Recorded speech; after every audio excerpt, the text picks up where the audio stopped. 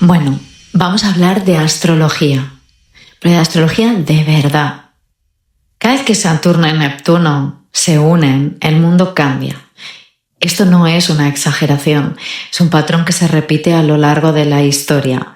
Revoluciones, caídas de sistemas, cambios ideológicos, pero hay algo aún más importante. Todo empieza con una ilusión y termina en desengaño. Y ahora estamos exactamente en ese punto otra vez. Antes de entrar en lo que está pasando ahora, es importante entender qué significa esta conjunción. Saturno representa la realidad, lo concreto, la estructura. Neptuno representa el ideal, lo imaginado, la utopía. Cuando están en conjunción ocurre algo muy concreto. El ser humano cree que puede convertir una idea en realidad y ahí aparece un malestar colectivo, una sensación de que algo no funciona. Y entonces surge una idea que parece la solución, pero la historia nos demuestra que esa solución casi nunca lo es. Si observamos la historia, vemos siempre el mismo proceso. Primero hay malestar, luego aparece un ideal, después viene la acción, se genera conflicto y finalmente llega el desengaño. Vamos a verlo con ejemplos reales. En 1773, con Saturno y Neptuno en conjunción en Virgo, se produce el motín del té en Boston, un acto de rebelión contra el sistema que acabaría desencadenando la independencia de Estados Unidos. Aquí ya vemos el patrón. El pueblo se levanta porque siente que algo no funciona. En 1810, con Saturno y Neptuno en conjunción en Sagitario, comienza el movimiento independentista en América Latina. Simón Bolívar impulsa la liberación del dominio español. Surge el ideal de libertad, el deseo de romper con un sistema. En 1847, con Saturno y Neptuno en conjunción en Acuario, se gestan las grandes revoluciones europeas. En 1848 estallan en más de 50 países. La gente quería acabar con las monarquías, crear nuevos sistemas, más justos, más libres. En ese mismo contexto se publica el Manifiesto Comunista. El mundo intenta reinventarse, pero no funciona. Las monarquías no caen como se esperaba y las ciudades quedan devastadas. En 1917, con Saturno y Neptuno en conjunción en Leo, se produce la Revolución Rusa. El pueblo agotado se levanta contra el zar. Hay violencia extrema. Se ejecuta al zar y a su familia y nace la Unión Soviética. Aquí vemos algo clave. El ideal se impone incluso con fanatismo. En 1952, con Saturno y Neptuno en conjunción en Libra, el mundo queda dividido en dos bloques ideológicos: capitalismo frente a comunismo. Es el auge de la Guerra Fría. En 1989, con Saturno y Neptuno en conjunción en Capricornio, cae el muro de Berlín y se derrumba la Unión Soviética. Además, había una triple conjunción con Urano. Y esto cambia completamente el mundo. El comunismo cae y comienza la globalización capitalista.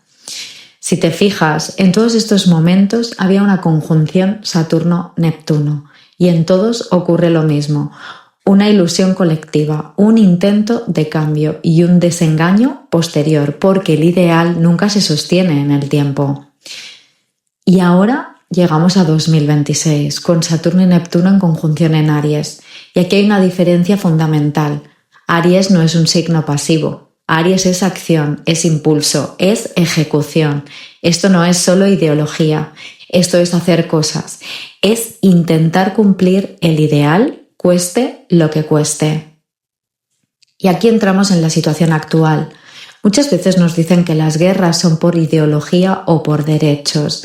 Pero hay una clave mucho más simple. Sigue el dinero. Irán comenzó a vender petróleo en yuanes en lugar de dólares. Y esto es extremadamente importante porque el dominio del dólar se basa en que el petróleo se comercia en dólares. Y eso cambia el equilibrio global. Y cuando eso ocurre, el sistema reacciona. Ahora mismo vivimos un malestar global evidente. Polarización, tensión, conflictos sociales en Estados Unidos, en Europa, en muchos países. Esto es exactamente el clima de una conjunción Saturno-Neptuno, una sensación de que algo no funciona y de que hay que hacer algo. El 20 de marzo, el Sol entrará en Aries y activará el grado exacto donde se produjo la conjunción. Esto no crea el conflicto, pero sí lo reactiva. Es como encender una chispa. Pero el momento más importante es el 15 de abril. Marte se coloca en medio de Saturno y Neptuno. Y Marte no piensa, Marte actúa. Intensificará todo. Más acción, más tensión, más impulsividad. Y además en Aries, donde Marte se expresa con toda su fuerza. Y ahora hay un punto interesante, porque entre el 28 y el 31 de marzo, Marte en tránsito llegará al grado 22 de Piscis. Y esto es clave, porque entra en la cúspide de la casa 8 de Donald Trump. Además hace cuadratura exacta a su Sol natal en Géminis y a su Luna natal en Sagitario. Es decir, Marte activa simultáneamente su Sol y su Luna y lo hace desde la casa 8, que está relacionada con crisis profundas, con transformaciones y situaciones límite. No estamos diciendo nada concreto, pero sí es un tránsito importante.